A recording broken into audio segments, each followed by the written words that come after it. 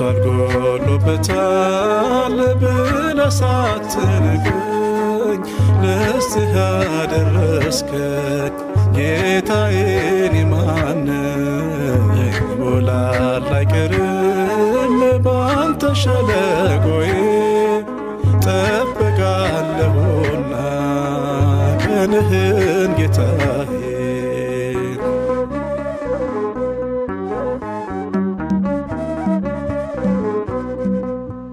እንደ እናት ልጅ እንዳልቆጥር ከዚህም ትበልጣለ ካንተ በቀር ያፈቀረኝ በምድር ስለሌለ ስለ ስም መነቀፌ ክብሬ ነው ማይረጌ በምን መንገድ ላስደስት እንደምን አድርጌ